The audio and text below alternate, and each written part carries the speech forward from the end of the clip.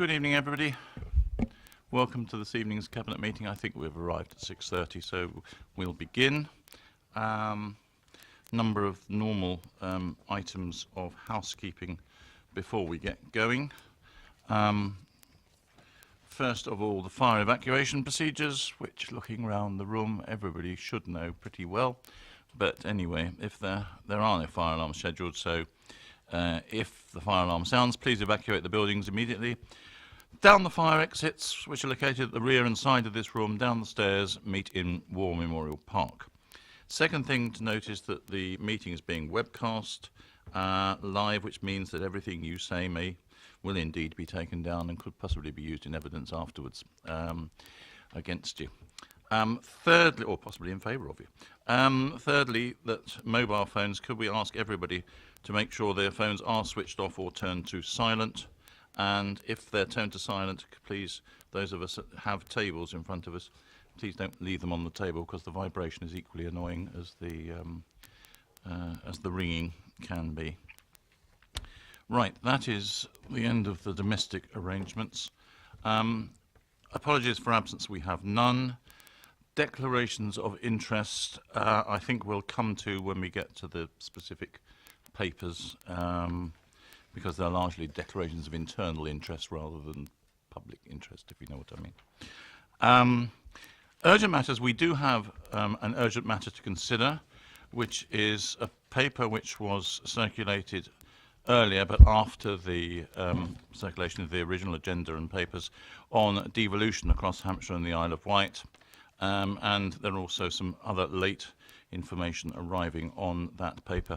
I'm proposing to take that as the last item on our agenda this evening. We'll get round to that at the end. In the meanwhile, let's move on to the minutes of the meeting of the 12th of April. Is everybody happy that these are a true record of the meeting on the 12th of April? Yep. Right. One thing which I have, those of us who are here, because one thing which I have omitted to do, because I didn't write it on my agenda, was to welcome Councillor Simon Bound to his first Cabinet meeting as the new Cabinet member for Communities and Community Safety. Welcome, replacing Cathy Osselton, who we said goodbye to last time on her retirement. So good to have you with us. Let us move directly to item 5, the appointment to executive committees. We've got 2 executive committees to appoint people to. First of all, the Basing Executive Committee. 3 members of the Cabinet to be appointed. I have nominations for Councillor Mrs. Reid, Councillor John Isett and Councillor Mzichas. The remaining, well, I suppose you can vote for yourselves if you like.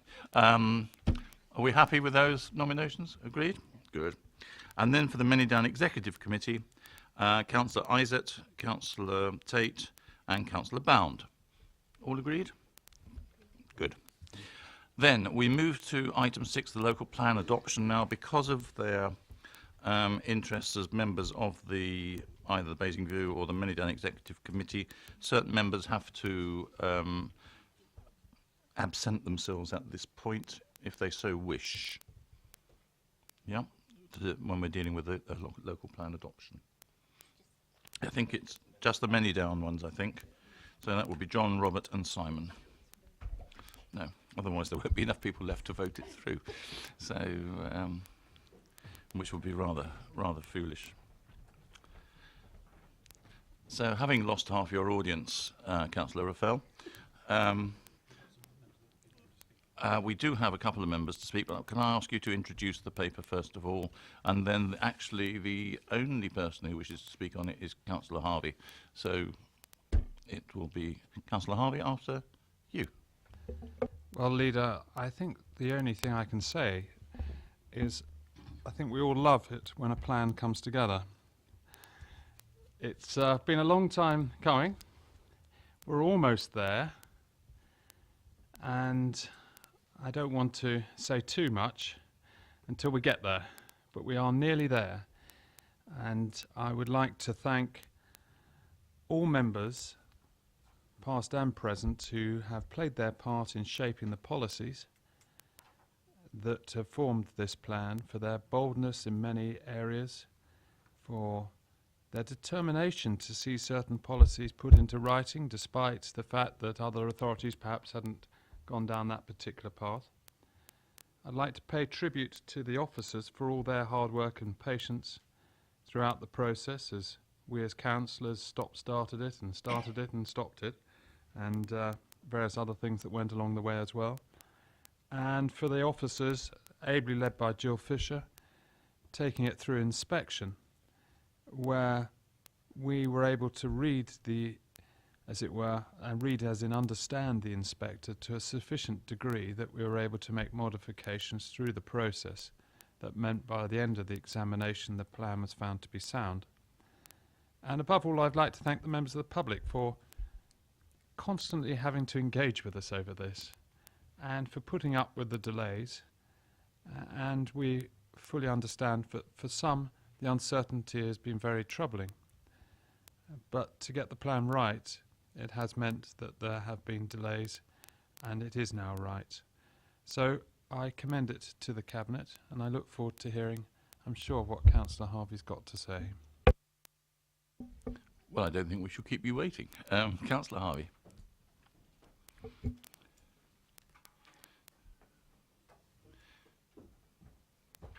Good evening. And I know that you like keeping to time in your speeches, so it's fine. You're more than welcome to your 4 minutes. Thank you, Leader. First of all, could I just echo what the portfolio holder has said in regard to the officers, the residents and councillors. There's quite a few councillors that started this process that are no longer on the authority with us. There's an awful lot of officers that started this process that are no longer at the council. And there's been an awful lot of handing over as we've gone through the years. But this is the product of all of that and the consultation with the residents. So with all due respect to what has been said, there are a couple of points we'd like to raise, none of which will surprise you. In the inspector's commentary, and depending upon how the portfolio holder intends to proceed, the idea of a presumption in favour of development policy within our own local plan, as distinct from the NPPF, is concerning, and I would register a concern about how that may influence or affect the development control process. We've seen the presumption in favour of development create considerable constraints, issues for DC in going about its business within the NPPF, let alone a localised policy of a presumption in favour of development. If you then combine that with a couple of the other things I'm going to say, you can understand why the concern rests. In terms of neighbourhood plans, we noted the inspector's views about the figures being a starting point for development, not being a maximum anymore, not being the whole anymore, but rather that the neighbourhood plans that many parishes, that many towns and villages have come to, are but the starting point for development over this planned period as far as they're concerned. That is slightly different to what many people believed they would be. And that's an issue to consider in taking any particular development forward in a number of our village communities and town communities. There's also the point, finally, about the 5-year housing land supply. Because while officers have done a tremendous amount of work, and I'm conscious the portfolio holder will have done, to come out with the view that currently exists about the 5-year housing land supply, we're talking about a local plan that will go on for a significant period of time. So the sustainability of it over its lifetime is an issue, and the 5-year housing land supply may well come back to bite us. Now, if you overlay that with a presumption in favour of development, and if you overlay that with neighbourhood plans that are merely the starting point, then we begin to raise some issues here about where the inspector might have left us. Now, I appreciate that officers may well have very good answers for a number of these points, but I would just say that while I'm conscious this will be voted through, we raise the points. We shouldn't hide away from the challenges that this is going to present us, but I wouldn't want to walk away from this evening without raising these issues on behalf of not just the group, but I think many of the residents that would share those concerns. Thank you, Leader. Thank you, and a minute and 15 seconds within time. Well, what do you want me to? I might, if I'm feeling generous. Right, Councillor Raffel, do you want to respond to that? Yes, Leader, Councillor Harvey raises perfectly valid and points that I think we've all probably seen, and he knows by raising them that there are no easy answers, otherwise he would have suggested what they were. Because the MPPF wants the development process to be permissive and helpful to those who want to develop. And that has been potentially a change in culture, which is enshrined from government down to the local level. Our plan has to reflect that in order to be sound.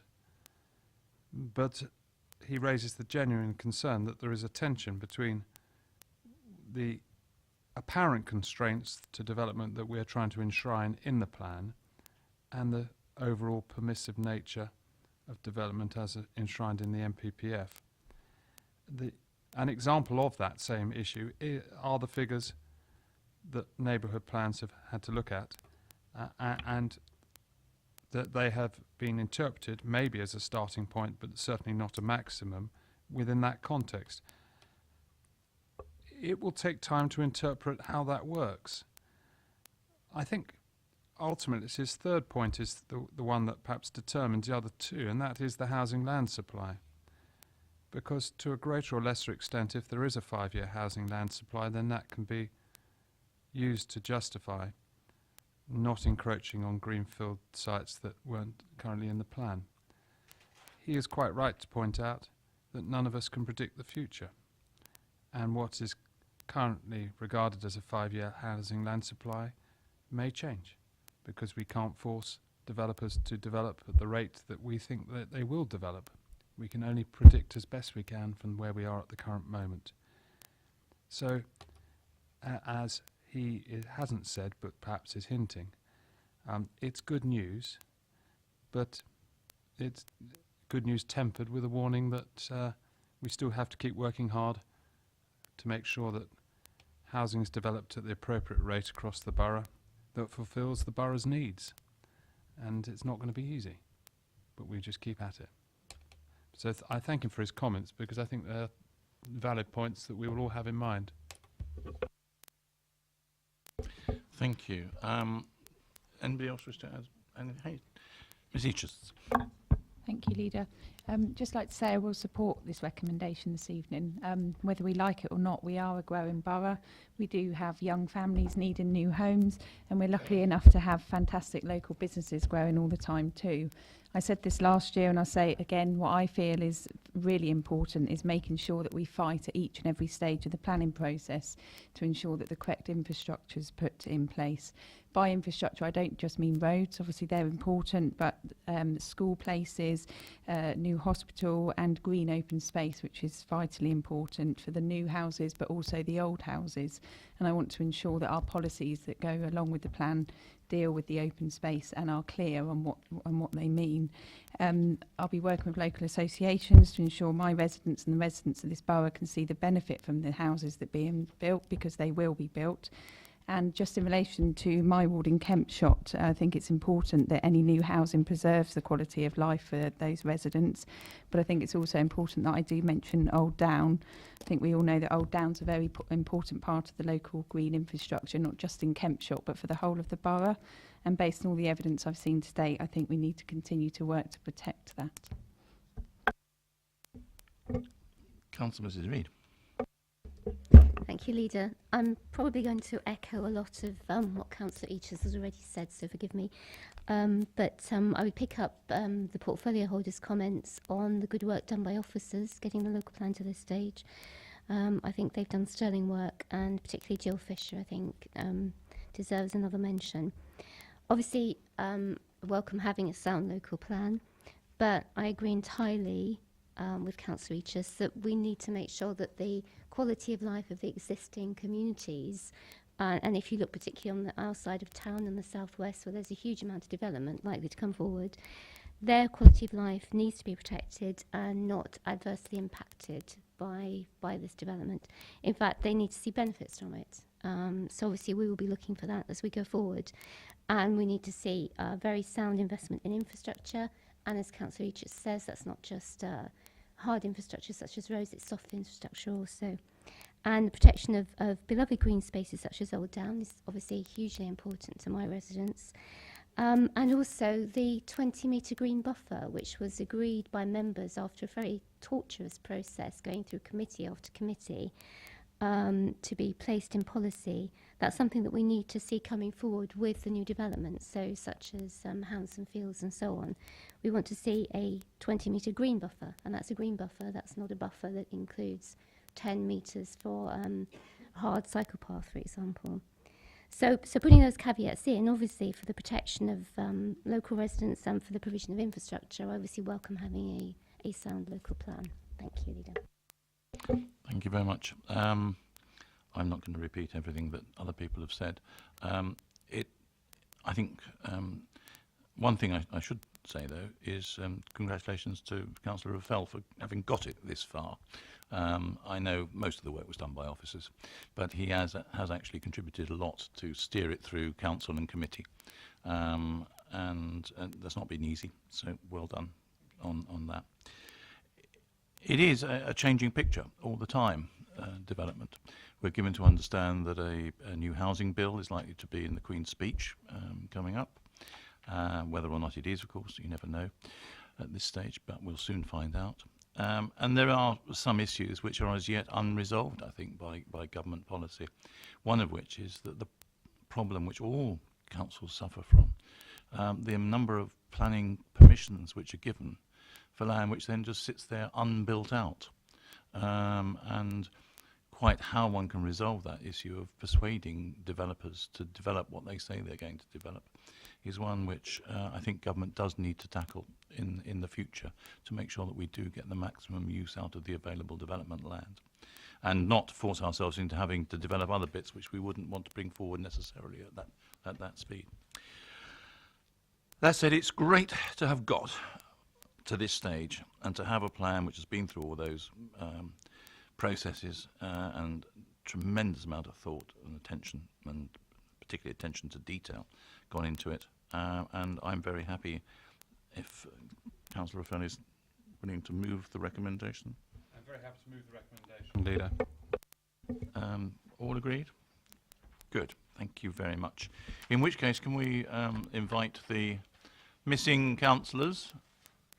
Are you there? The other councillors are now returning. For those who can't see them, the other councillors are now returning from wherever they've been.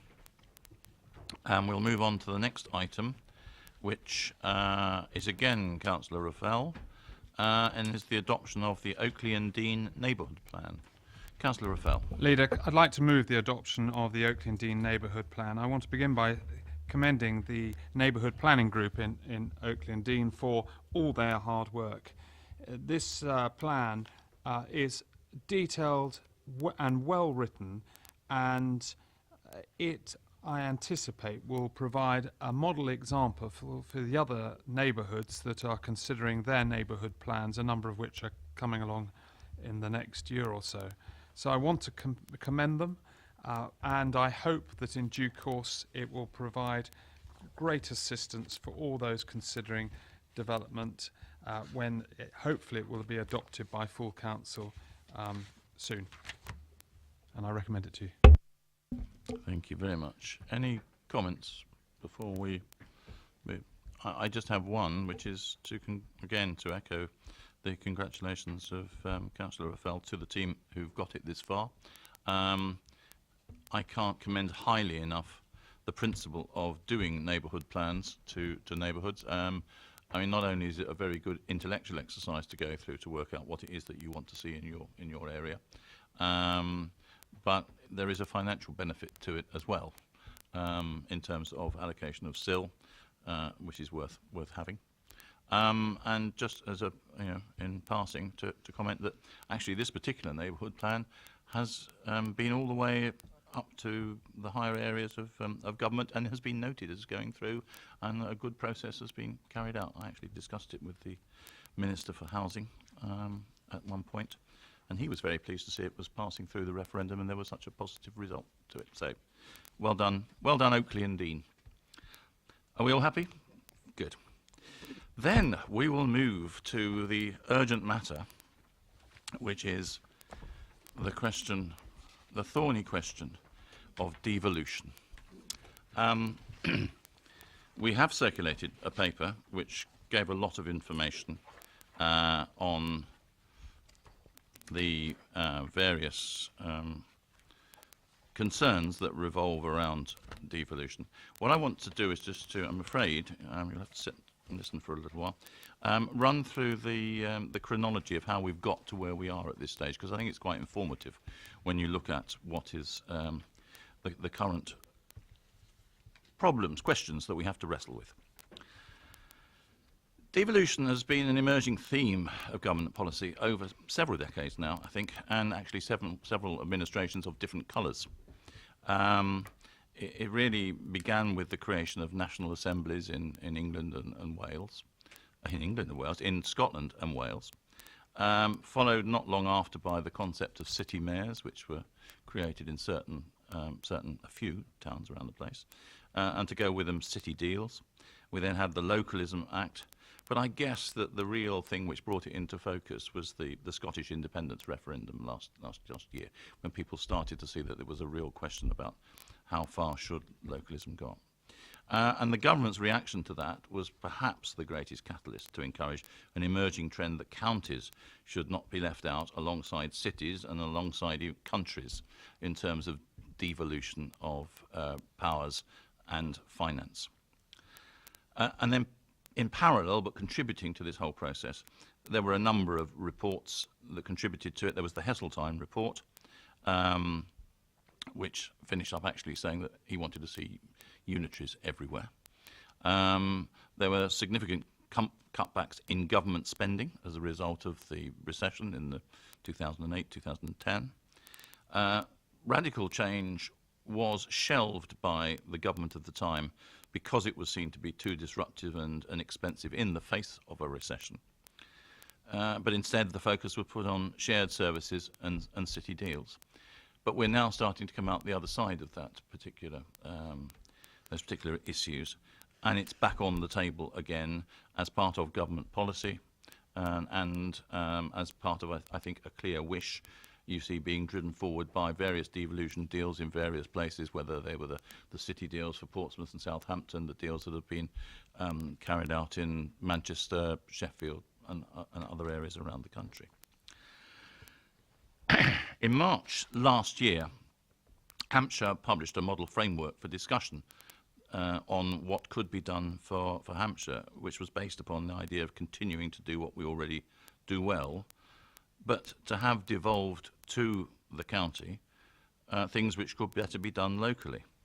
And there were a series of asks, particularly on health, on transfer of the powers of the Environment Agency, on transport, on funding for young people and adult services, on health, as I said, on business support, budgets and on borrowing, all of which were essentially county functions. It was an attempt from county to persuade the government that it should have its own powers embellished as a result of devolution.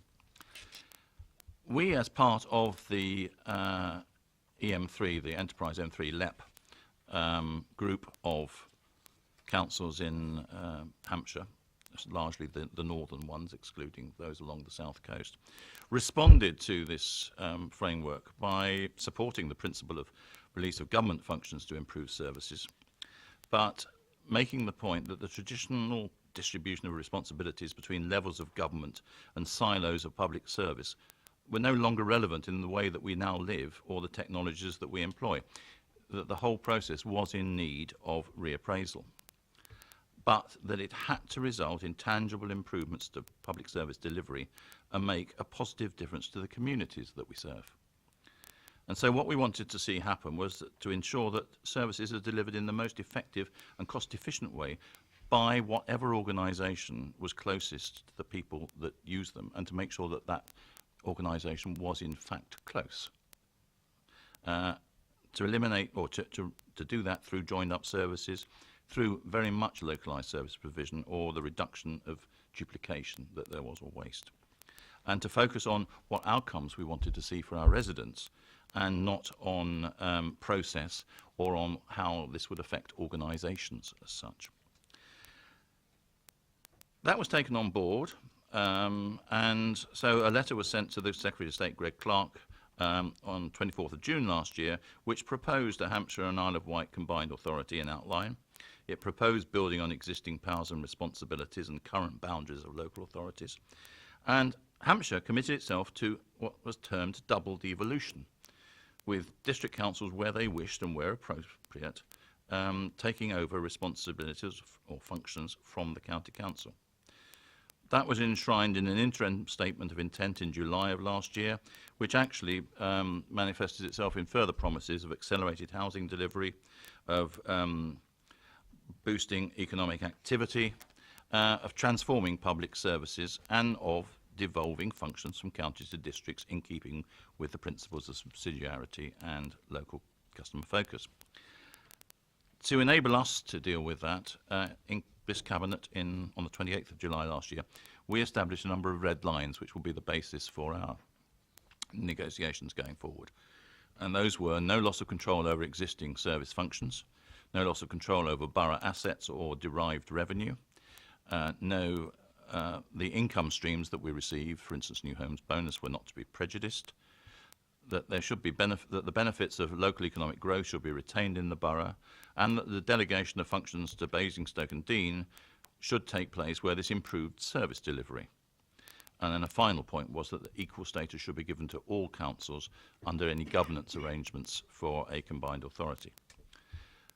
That was debated in council on September the 1st of last year as a submission to government, basically talking about the way we would raise the standard of living for residents and help businesses to thrive. And it was agreed by council that we would proceed with the process of finding out where it might take us. This was one step along the route in this evolving picture.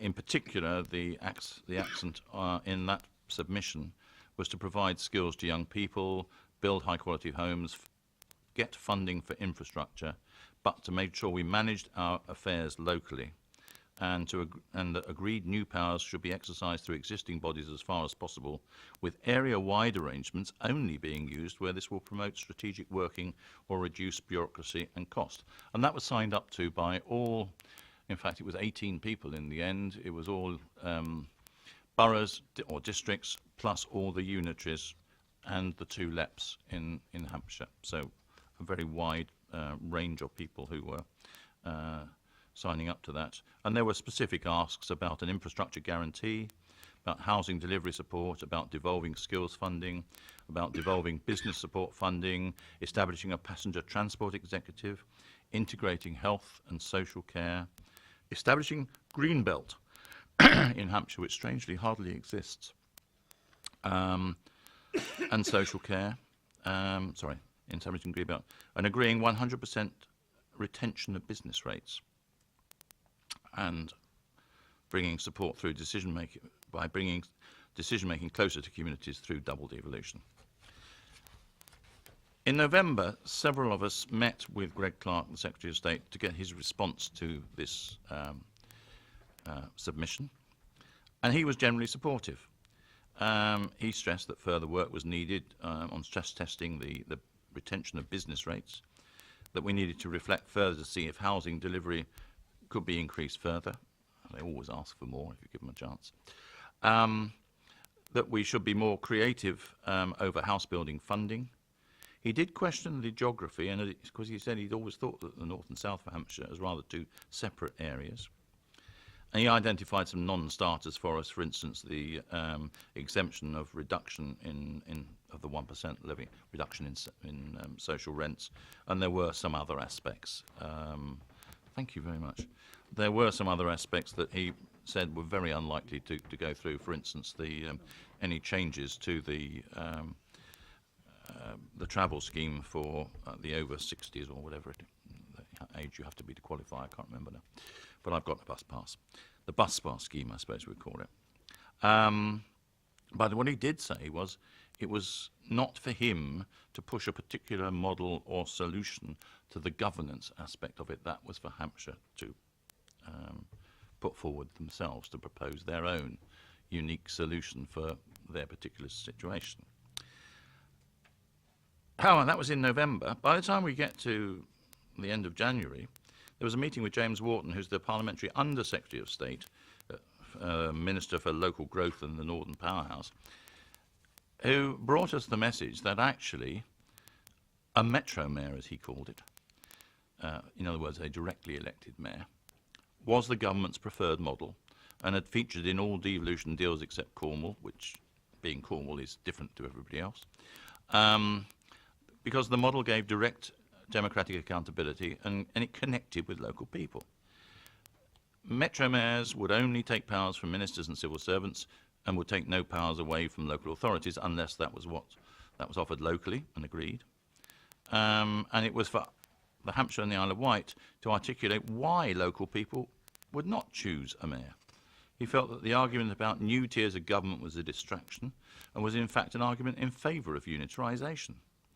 The question should be whether the area would benefit from taking new powers from government. If the concerns were policy-based, that could be addressed, but he was not prepared to accept the argument simply that we do not want a mayor. He wanted to be open-minded and look to whether we could reach a mayoral proposal that would work. In other words, paraphrasing all of that, if you don't have a mayor, you can't have a deal. And that, I think, was being very clearly supported by various statements made by the Chancellor, who said that that was very clearly his preferred option when it came down to working out how money would be transferred. So we all met, that is all the councils in Hampshire and the Isle of Wight, the leaders thereof and chief executives, on the 12th of February, and we all agreed that there was no agreement on having an elected mayor. We said that we couldn't possibly make any comment until we actually knew what we needed more information on exactly what it might mean, and therefore we weren't going to commit ourselves to an elected mayor one way or the other until that information was available. There was also no consensus at all, in fact there was a majority against, discussing reorganisation, which is, I suppose, the euphemism for unitarisation. In that situation, in fact, I said I was in favour of it because you had to put all options on the table. It was foolish just to rule out one particular option and to want to pursue another one. But that was not supported by the group as a whole, and it is worth noting that Hampshire County Council actually voted against looking at unitarisation. Instead, what we were going to do was to restate our position that we would send off to government and see what reaction we got. On a short while after that, on the 25th of February, there was the announcement made by a group of councillors along the south coast, known as what we now call the Solent group, that they were going to look for their own deal and they would be prepared to accept an elected mayor as part of that deal. And they put this forward to Hampshire, and underpinning that there was also further discussion about unitarisation within those Hampshire authorities, but that was not part and parcel of the combined authority deal that they were putting forward. There was a further meeting at which Hampshire then suggested, having considered the issue, and let me say that this Solent deal was one which included Hampshire County Council on the Thursday night, but by Friday morning did not include Hampshire County Council, so they managed to be in it and then out of it within the space of 24 hours, supporting having a directly elected mayor.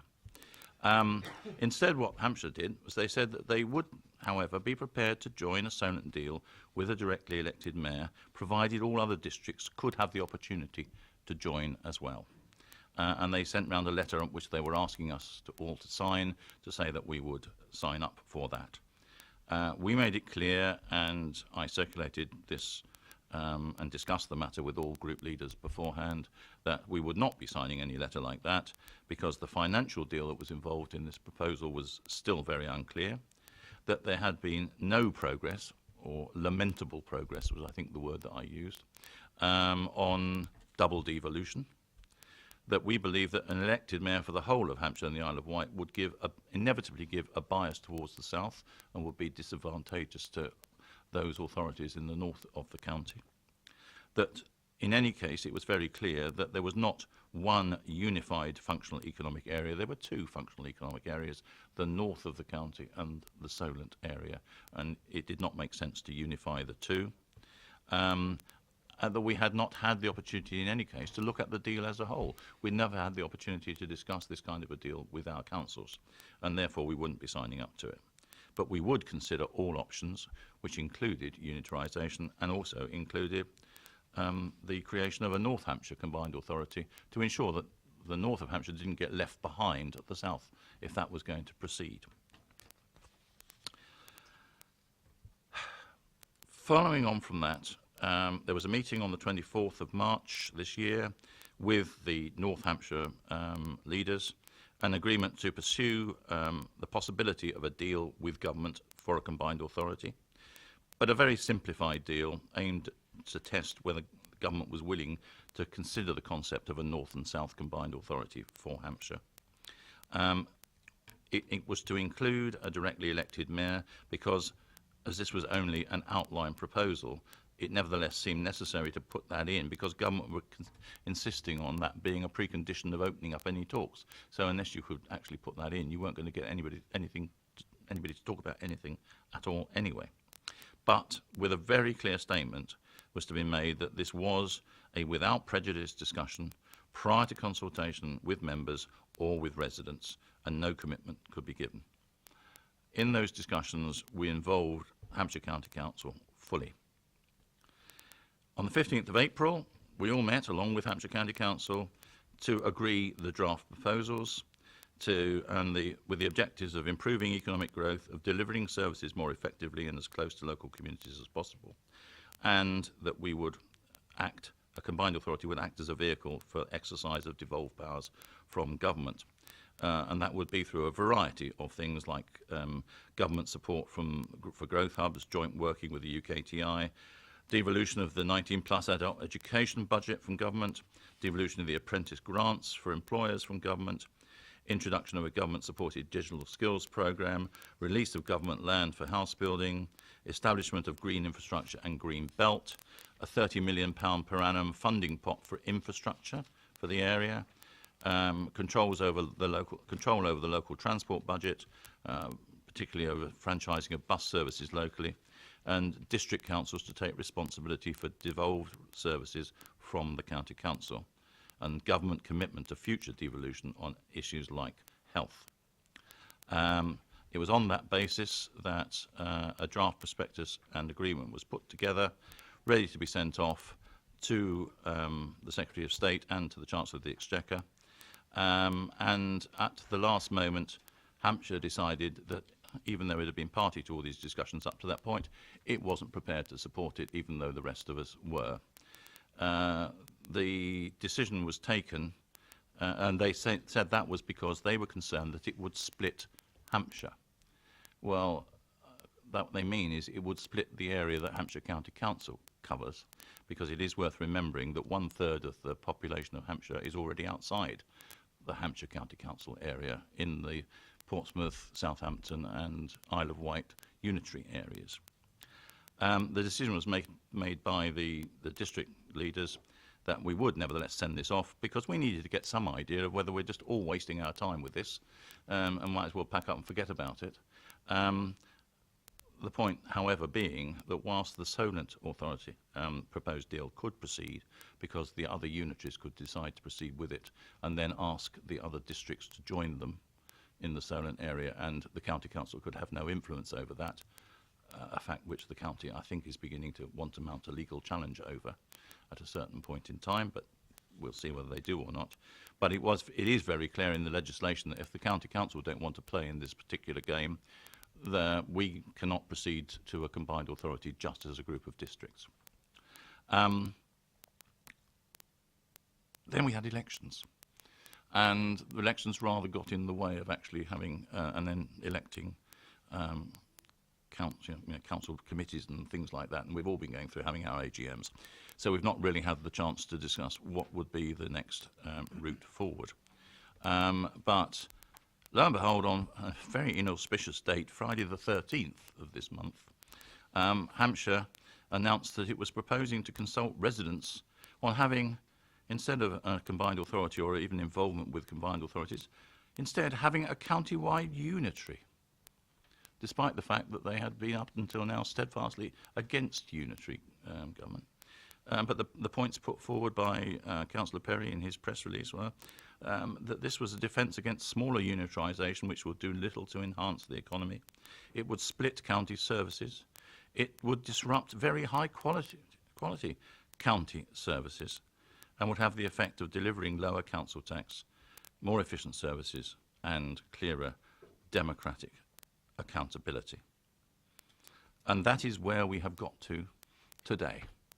So I'm sorry, I did apologise it was going to take a very long time, and like all bedtime stories, it seems to have sent many people off to sleep at the moment. But I think it's important to put it all into a context and to understand why we have in the paper here what is in the paper, which was a draft proposal which has been sent to the Secretary of State and the Chancellor to try and elicit some kind of response from them on the way that devolution might go. I hope, because it was circulated to all members, that you've all received copies of the press release from the county on why they are doing what they are choosing to do, and will also have had copies of the report from Deloitte's, at least the executive summary. You will have noticed from the inside front cover of that executive summary that it was actually commissioned, as far as we can tell, on somewhere around the 7th of April. It is therefore, I suspect, that we haven't yet seen it, the full report, going to be at a fairly superficial level, because it's fairly difficult to do the kind of in-depth analysis that you need to do within the space of about sort of 3 weeks, other than just sort of a Google research. In any case, you will also know as members that we have previously circulated our own analysis of some of the dynamics of, to everybody, the dynamics of what could be the possibilities for unitarised authorities within Hampshire as an alternative to devolved, to combined authorities, looking at all the various possibilities and various aspects of those possibilities. So I would be very interested to see whether, in fact, it would appear from the summary of the Deloitte's approach as if they've taken a lot of what we put in our report and have simply sort of moved it on one stage further. I'm sure they didn't. I'm sure they've, for the however many hundreds of thousands of pounds of the report it's going to cost the county, that they will have done their own work themselves. So that's where we are. So with that build-up, Councillor Harvey, or no, it's actually Councillor Tilbury first. I apologise. I've tried to give you as big a build-up as possible, but I may have really just sort of caused everybody to lose the will to live at this stage. Good evening to you. And you have your 4 minutes, sir. Thank you, Leader. Yes, I'll just briefly say I think the credit goes to the local and goes to the officers, but I think it also does go to Mark, and I think it's only a pity he wasn't put in that position sooner. We may have had a local plan 2 years ago, I think. But on to the matter in hand. Well, what a mess this is turning out to be, isn't it? I mean, the reality is it looks like we're likely to end up with a sort of unitary authority without a mayor, which is sort of what we wanted, but for the whole of Hampshire. Because the proposals Hampshire putting forward do make some sort of sense, really, don't they? But it's sort of what we were looking at to start with. But until we come up with that, and unfortunately we've obviously been undermined by the Solent proposals, which sort of obviously upset Hampshire, and then obviously the proposals we put forward have upset them a lot more, clearly, and it's really like poking a sleeping tiger. And unfortunately, Solent got away with it and ran away, and we're now the ones that are likely to, well, we're all likely to get bitten eventually, because it's going to run round and gobble us all up at this rate, isn't it? I mean, the problem I've had with all these proposals, we've always said we want a unitary authority of the whole of Basingstoke, for Basingstoke and Deane, and we did look at this several years ago. Mark will remember when we were both group leaders, or probably 10 years ago, and that this was proposed at that time because it was seen as a credible way forward, but unfortunately there was a few people who were against it and it never progressed. But we certainly were quite supportive of it, and most of the groups were, and I think a lot of the Conservative group as well, probably. But the problem is all these proposals, the biggest problem I see is, you know, in this decision notice refers to the lack of a bottom-up approach focusing on the needs of residents and local democratic accountability. But the problem is with all these proposals, there's a complete democratic deficit in all this. If Hampshire's proposals go through, we'll end up with a Hampshire County Council, what, say 80, 90 councillors, replacing the sort of, I don't know, 500, 600 across the whole of Hampshire. That's going to be a bit of a democratic deficit, isn't it? And the only local democracy would be parish councils, where they never have elections anyway, because no one ever wants to stand for them. And given my experience of being a parish councillor, I'm not too surprised by that. Hampshire aren't particularly popular with residents anyway, are they? The turnout in the last Hampshire County Council election, which I actually stood as a councillor for, was 36%, which normally in my area, that usually is around about 50%. So people aren't really interested in Hampshire County Council as it stands, are they? This has nothing to do with localism and everything to do with the destruction of the state as we know it. That's what this is all about, ultimately. The government doesn't want local democracy. They talk about localism, but they really want to get rid of as much of it as they possibly can. And we'll see it leads to wholesale privatisation. Of course, Hampshire, you know, talk from Hampshire about the wonderful services they provide, where they want to try driving along the B3400 and missing the potholes, because that's what's happened there. You know, there depends whichever contractor they're using at the moment. They never seem to be able to fix the roads, do they? Or very little else. I mean, the trouble is with all these things, we're just going to see the cost passed on to the public. We have claims of, you know, Deloitte are claiming they'll get sort of £40 million.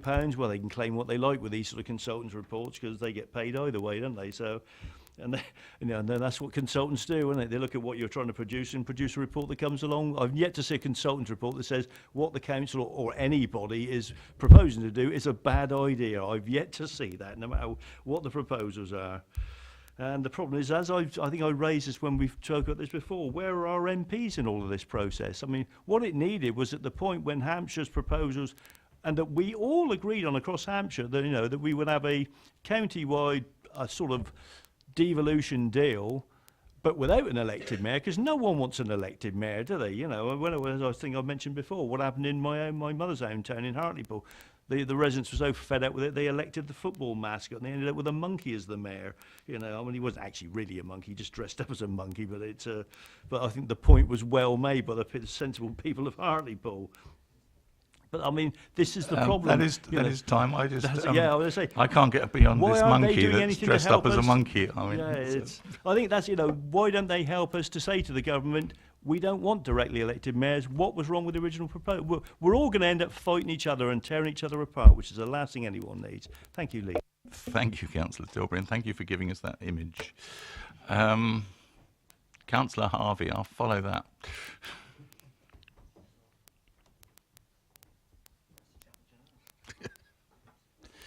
Right, you've got your 4 minutes. Thank you, Leader. With what the County Council has announced, realistically what it amounts to, I think, is an aggressive takeover bid of Basingstoke and Dean and every other district council in Hampshire. Basically, their plan is to wipe out the second tier of borough councils. Now, a Hampshire-wide unitary that's been proposed by the County Council leader would see Basingstoke governed from Winchester, a unitary council of over 1.3 million people. I mean, I realise and I appreciate this, that it is not easy for some Tories who are double hatters here in the council, others that have got links to the Tory county cabinet, but this is far more important than the Hampshire or Basingstoke Tory party. This is about the future of our borough. And we are ambitious for our borough, for its future. We are aspirational for our borough. And that goes to the heart of the choice that we are now presented with. How are we going to respond to this threat? And it is a threat. And how are we going to stand up for our residents? And that's largely because of our unique position of being a council with significant assets and land, that we're able to do things differently than most other councils. Now, handing these assets over to a unitary-wide Hampshire authority is not in the interests of the people of Basingstoke and Dean. The issue is this, really. Hampshire cannot want the best for Basingstoke. Only we can want the best for Basingstoke and Dean. Only we can drive for the best education in our borough. Only we can want the best health, the best economy, the best jobs. Only we can stand up for Basingstoke and Dean. Hampshire cannot. And there is no doubt in my mind that if Hampshire and Basingstoke and Dean were to be consumed by Hampshire, a unitary-wide authority, then it would see fairly major and fairly drastic changes to many of the things that we hold dear. For example, over the years, we have funded our voluntary sector far more than any other council in Hampshire does. We've funded our arts sector more than any council does. Our partners in Basingstoke and Dean have funded affordable housing significantly more than anyone has done. Historically, we have always punched well above our weight. We are one of the very few councils left in the area that still manages to maintain a weekly bin collection. The work that's been done on the supporting people issues, picking up the crisis caused by the county cuts, shows clearly how vulnerable people have been failed by the county council. And we invest more in our buses. than the county do, and it's the Transport Authority. Now, an all-encompassing single unitary authority stretching from New Milton to Aldershot, Petersfield to Andover, Basingstoke to Gosport is not only undemocratic, it is simply unrealistic. It will not work. And for one of those emergencies that we see, well, what would have happened during the Buckskin floods? What would have happened during those snow incidents if this council no longer existed? And let's not forget about council tax. The county council has said themselves that council tax would have to be harmonised across the new council area, and that one option would be to freeze council tax at the higher end and increase the council tax of others until everybody is the same. Now, our council tax is probably one of the lowest in the county, and around £150 lower than the highest in the county. So what are the county council saying? They are saying to our residents that we will force you, through this unitary proposal, to pay £150 more in council tax. Look, the bottom line is this. We believe in Basingstoke and Dean. We are here to support our residents, to make their lives better by our actions. We're happy to work with you, very happy to work with you, to stand up and fight this county-wide unitary proposal. But far more importantly, we want to set out our vision, working with our partners in health, in education and in business, of what the future of local government and services could be like in Basingstoke and Dean, standing up on our own 2 feet, with the confidence of our public and private sectors, our partners and our residents. Now is the time to set out the case for Basingstoke and Dean. County might have started this debate, but we must finish it. Thank you very much. And may I ask a question of you on the paper that you've presented? On the paper that recommends the detail, it talks about investigating unitary local government. On the decision notice, it says options considered and rejected unitary local government. I'm just conscious, is that okay? Is that a contradictory statement, or does that need to be amended? It sounds as if it might be. I'll leave that one with you to sort out accordingly. Well, I'll leave the chief executive to sort it out while we're debating. I think this is always quickly pass that one over. Right, members, I think we're into debate on the issue now. Who would like to kick off? Councillor Raffel. Well, Leader, the starting point for all of this is the government's apparent fixation with an elected mayor model as the only method of devolving powers from Westminster to our county and borough area. I can't understand why they've got this fixation. Personally, I think it's bonkers. You have to judge each area as you find it. You have to judge the differences that there are across an area, and whether there is, as it were, no unifying characteristic or no unifying centre that means that a mayor for such disparate areas would in fact be inappropriate. We have at the current moment a 2-tier system that overall works pretty well. It's not causing us major headaches. It's been working well for decades. And then to turn around and say, well, actually, the only way of getting devolution is to tear all that up and have a directly elected mayor, in my view, is bonkers. And it's slightly more bonkers when one looks at the fact that electing mayors across Hampshire, I'm not convinced it's going to be a popular idea in itself. There's enough problems trying to generate enthusiasm for a police and crime commissioner. I know that because there was only one proper viable hustings across the whole of the police and crime area in the last election. It was in my ward because of one local issue, but no one else, apart from one school where 10 people attended it, across the whole of Hampshire. There is a fundamental disconnect with Hampshire and electing one person to run the show. And I just don't understand why the government isn't listening to us on that. What we've now seen, unfortunately, is panic by Hampshire County Council. I think we all know why, because they realise that its area of influence is potentially going to shrink. And the suggestion put forward by the County Council in this proposal is, in my view, preposterous. If the leader of Hampshire County Council thinks that removing decision-making further away from the people is going to find favour with the residents of our county, because that's what it means by getting rid of districts and borough councils, then he's got another thing coming. I can't imagine the people of our borough or other districts are going along with that. And it smacks of nothing more than political posturing to try to scupper the other proposals that are currently on the table. It's got nothing to do with value for money or democratic accountability. And putting it quite frankly, as I hope you think I am, Leader, that the county council should perhaps reconsider where it's going with this, because to kick the, I think it's 11 districts and boroughs out of bed, it hasn't woken up to the fact that they are likely to walk off with a duvet and reveal all about Hampshire County Council. And if the county council wants to go toe-to-toe with Basingstoke and Deane about efficiency, about who can run things properly, about who sets the lowest council tax for a district in the country, bring it on. But I don't think it's the most constructive approach. And we know who'll come second. It won't be us, because we're going to stand together on this and support our borough.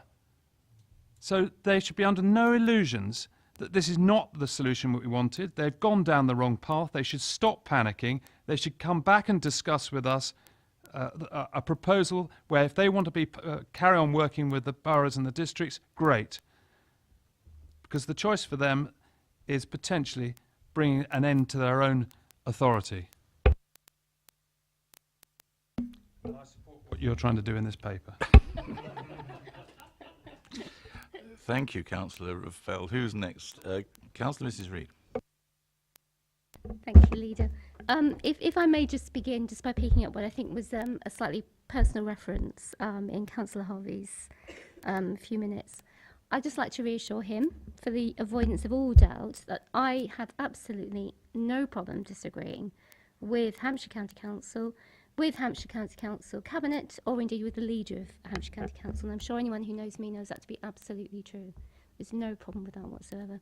Having said that, I would pretty much agree with a great deal of what Councillor Harvey said, and indeed what Councillor Raphael said.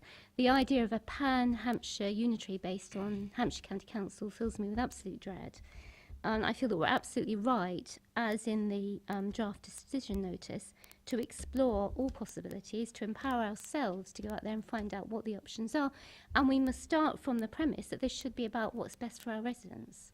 It's not about maintaining a Hampshire authority for the sake of it. It's not about even, as the bottom line, saving money. Certainly saving money is fantastic, but it's actually about what is the best possible service delivery for our residents. And if you look at the experience that we've had, Councillor Harvey referenced it, with supporting people, for example, we have been able to, if you like, effect some double devolution with that, take on our own responsibility for the service, because Hampshire were backing away and removing the funding. We put funding in ourselves. We've done a complete strategic redraft, and we're actually delivering some real cutting-edge, innovative services in that area by doing it ourselves and taking it on ourselves. And I think we are perfectly capable, as Councillor Raphael said, of developing that around other areas of service delivery. And we should be exploring all of that. We should have a look at what the options are, and we should keep all our options open at this moment and have a look. But certainly the thought of Hampshire County Council being the only authority in Hampshire is quite ghastly. Next, Councillor Mound, your maiden speech in Cabinet. Thank you, Leader. I just wanted to really pick up that I can't say that I find any point that I disagree with Councillor Harvey. I think it's very difficult to look at the services that Hampshire County Council deliver for our borough and ignore what we've seen with some of our schools across the borough. With 4 of the 11 secondary schools needing serious improvement and 1 in special measures, I think it would be a very interesting debate about who is best to deliver services for Basingstoke and Deane. And I think we could carry on that debate when we looked at jobs, healthcare, care services more generally, transport, and absolutely council tax, very low for our residents.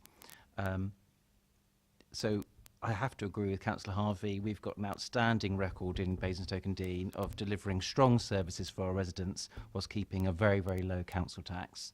And I find the report summary that we were given something that really just smacks of something that accountants have put together, looking at the figures and not really focusing on outcomes for our residents. So I would absolutely support what's being suggested. Thank you. Councillor Isaac. Thank you, Leader. I find myself in the exceptional position of actually agreeing with a great deal of what Councillor Harvey has said this evening. I think at the heart of the sort of devolution debate is the pressure on local authority finances, and we're all aware of that. But the paper that has been put together for Hampshire County Council in its rankings of the various options is unpersuasive as far as I'm concerned in relation to the cost of services. But it's not just about that, it's also about the quality and delivery of services and the importance of democratic accountability and local decision making. I think the evidence from our residents is that they think that the services in Basingstoke-and-Deane are delivered very well indeed. And that's because they're delivered locally, not from some remote centre. What we're being asked to contemplate here by Hampshire County Council is the possibility of a county-wide unitary that includes some of the districts that have decided they actually want to sign up for the Solent combined authority. And what we're being asked to envisage here is a council consisting of some 1.3 million people, as Councillor Harvey has said, which is the sort of size of a Birmingham, which is not a very good prospect for us. Also, Hampshire County Council seem to have thrown out the possibility of securing the additional government funding that's being dangled in front of us. We're in the Heart of Hampshire proposal, no commitment on our part to do that, but no commitment at this point to a directly elected mayor, but we are putting forward proposals there for £30 million per annum for 30 years. Hampshire County Council have, in their proposal, seem to have ruled out that possibility altogether. I suppose I'd like to conclude by saying that I'm very disappointed about the lack of partnership and prior discussion that has been the case from Hampshire County Council. I think we played a pretty straight bat, as far as I can tell, over the many months that the leader has been working on this huge task. And I don't think that many residents will be impressed with that. I'm sure they won't. In fact, I don't think they're going to be very impressed with the way that the devolution debate is turning, and therefore we do need to achieve some resolution on this quickly, and government has a part to play in that, obviously, because they are the organisation that's has kicked this all off. So I think I'm saying to them, you better get involved and pull this to order. Thank you. Thank you. Councillor Tate. Thank you, Leader.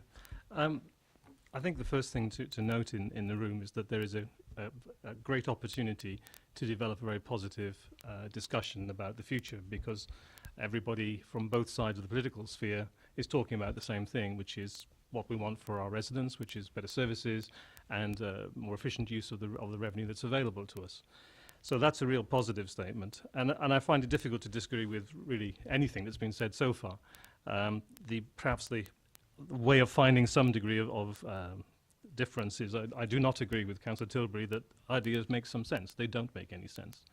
From the point of view of what Hampshire is proposing, maybe there is some idea of cost saving by reducing the number of councils and number of councillors, but the democratic deficit of building one single authority has much outweighs what any potential saving might be. And I agree with Councillor Reid that the actual issue here is how better to provide services for the residents and the people who live in this area. And the experience that I've had with the outcomes of what Hampshire are doing, particularly in the transport in the last year, it gives me no confidence whatsoever that a centralised unitary authority, divorced and devolved away from the people, is in any way going to respond in the areas of cost saving or producing value for the residents. So there's very little that I can see in their report of any value whatsoever. As far as the future is concerned, I do agree there is a need for change. There is a need to continually look at how we can better represent our people, how we can better produce services, but I don't see that happening on a Hampshire scale. It is, to me, going to be something which is much more devolved to those people who understand and live within an area and who can deal with the issues that those put forward. So from my point of view, there is no merit at all in the Hampshire County Council proposal. And frankly, the decision notice as it exists, which is to look at other options and how to go ahead, I think is exactly the right thing to do at this stage. Thank you. Anybody else? Right. In that case, I will just add my 2 pence before we get to the end there. The proposal from Hampshire County Council is that they should consult with residents on these issues. But before you ask the people of Hampshire, what exactly are we asking them about? There is no clear proposal at the moment. And I think to most people this whole issue will be, if not confusing, and probably rather worse than that. Hampshire's proposal, Hampshire County Council's proposal, is to do away with 478 local councillors in 11 districts and all the knowledge and the expertise and the understanding of local issues that reside with those people, and to replace it with just one super council with a probable maximum of 100 councillors, because it's very difficult to get more than 100 people into one room if you try, and to have sensible debates. Now, that would inevitably be even more remote from residents than the county council already is. For instance, I mean, it would result in a planning application in Brighton Hill being decided at a planning committee in Winchester made up of councillors from Fareham and Gosport. Is that local government or understanding a local situation? This is very much a top-down approach to government, and our approach to devolution has been that it should always be looked at from the bottom up, that the best services are those that are delivered in the most effective and cost-efficient way by an organisation close to the people that use them, to ensure that local people have their say and can be heard. We'd hoped that devolution and the devolution proposals were a way to achieve this reappraisal of the way that we serve our residents, and to do it with minimum cost and minimum disruption. Well, there are opportunities to save money, and if you're looking for opportunities to save money, the best way to save the most money is to do away with Hampshire County Council. They've got the greatest concentration of highly paid officers and councillors of anybody, and they already duplicate work done by districts in a number of cases, but they do it without any real local knowledge. What is needed is more innovative thinking. The days of the old top-down command and control regimes have gone. The issues that we are managing now are too complex for that. What we need is flexibility and creativity, which is what localism is all about. Throughout, our overriding concern has been what's in the best interests of our residents, and I think residents will find it hard to make their voice heard or to have any influence over decisions in an authority of the size envisaged by Hampshire County Council. In fact, for us, double devolution has always been an absolutely fundamental part of looking at the whole concept of devolution. But I'm afraid to say that progress on discussing any aspects of double devolution has been slow or non-existent, despite the fine words that Hampshire County Council may use, or the leader may use, about his door always being open. They've not shown any meaningful interest in any way in participating in discussions. County's already cut the library service. It's ripped the heart out of supporting people's services. And it's left to us to work with our people locally to invest more than £500,000 of our own money to maintain those vital services. They're doing away with children's centres, and we've already passed a motion through Council to say that we will look at how we can mitigate that situation. But where's that concern for local issues going to be reflected in the future under a Hampshire-wide county council? Their performance on schools, despite the best efforts of our teachers, has seen Basingstoke have a below-average performance. Compared to other local areas, this is really disappointing. We underperform almost every other major town in our area, like Woking and Guildford and Reading. Our performance is not as good as theirs. And that means that our children, who are the workforce of the future, are not getting the skills that they need. They are the public transport authority, yet we have to step in to ensure that we have any evening buses or any weekend buses. We already pay more, far more than they do on bus services, but we don't have any control over the way that they spend that money. So it really wouldn't be such a great leap for us to look at running and improving many of the services that are currently provided by Hampshire County Council. And residents are very satisfied about the way that this council delivers its services. 96% of our residents believe the borough is a great place to live. 84% of people, because we make the effort to go out and ask them, are happy with how Basingstoke and Dean Borough Council gets the services to its residents. And these are very high scores.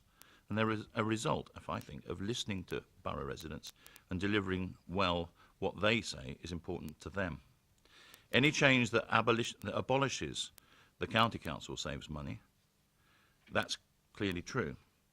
But any change that abolishes district councils will be hard to replicate and to put in place the same quality and level of service that we currently have.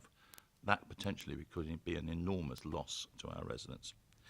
Government's informal advice, in any case, is that any new authority, of a unitary authority, should be between 400 and 600,000 people. It will look at ones that are smaller. It doesn't want to look at ones that are much bigger than that, because there's the prime example of Birmingham, and the recent Kerslake review of Birmingham very clearly said that at one point, just over the million, it was too big to be manageable. This is even larger than Birmingham. Do we really want to repeat the mistakes that other people and other places already made? I don't think we do. Hampshire say that they don't want to split Hampshire. Hampshire County Council say they don't want to split Hampshire. But it's already split. I mean, a third are already outside of the area. What they mean is they don't want to see their area of control split up. Well, I'm sorry, but there's been no consultation with Basingstoke and Dean Borough Council over this, and therefore perhaps it's not surprising that many of the issues don't seem to have been covered. We've still got to see the full report. They may have found some means of doing it. But whilst we've throughout have carried out a very open policy of wanting to debate absolutely everything, including sending our analysis of what might happen on a unitary basis to them, we don't get anything other than an announcement of this is what we're going to do. I think that actually does call into question the degree of trust that there can be between these authorities and between us in cooperation going forward. It certainly makes it a lot more difficult than it might have been. What we do need is a bottom-up review, detail work on what would be the best solution for ensuring that our residents get the best deal that they possibly can and delivered in the most effective and cost-efficient way. I'm not sure that we know yet what that solution might be.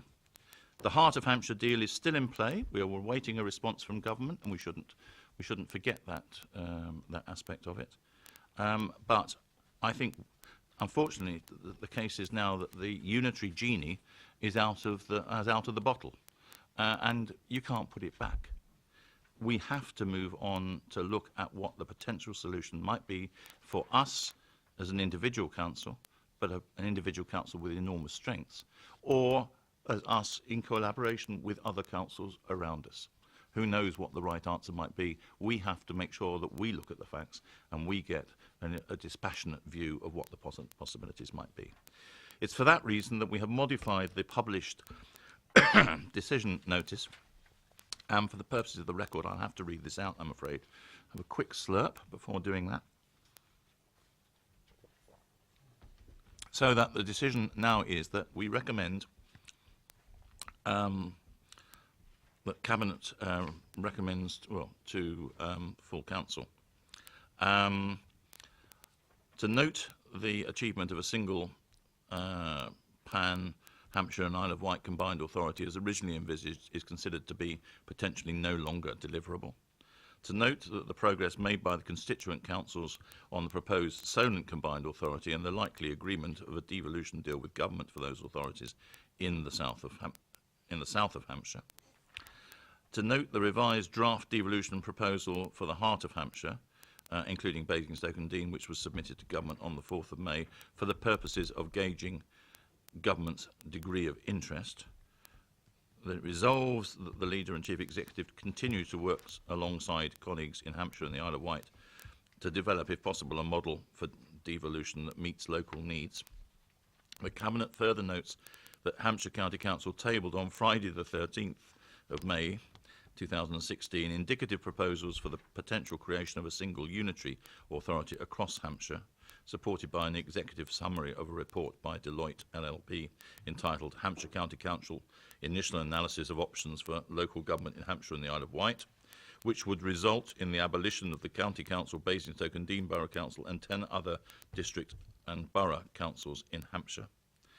And with regard to the Deloitte Executive Summary Report circulated by Hampshire County Council, Cabinet noted that the research appears to be commissioned solely by HCC and had apparent preference for maintaining as much of Hampshire County Council's existing infrastructure in the new arrangements as possible, that all of the options that involved abolishing the County Council produced a saving compared to the current two-tier arrangement, the lack of a bottom-up approach focusing on the needs of residents and local democratic accountability, and that the Chief Executive has written to the Chief Executive of Hampshire and the Isle of Wight requesting sight of the Deloitte's full report brief and the brief provided for them to work with that they have undertaken. Now, I'm missing a bit off here somewhere. Chief Executive, thank you. Right. Cabinet recommends to full Council that a report should be delivered to Council outlining the Heart of Hampshire, the updated Heart of Hampshire proposal and related matters, including matters related to unitarisation, and that a budget of up to £200,000 be allocated from the Stability and Resilience Reserve to be dedicated to the Executive Director of Finance and Resources to undertake work either in isolation or in partnership with other similarly interested local authorities to identify the issues and options for unitary government, to include a focus on strengthening democratic accountability for local residents. Whew. Are we agreed on that finally at the end of it? Yes. Good. Well, I'm very glad we are, which means we can all now go home and the meeting is now terminated. Thank you all very much.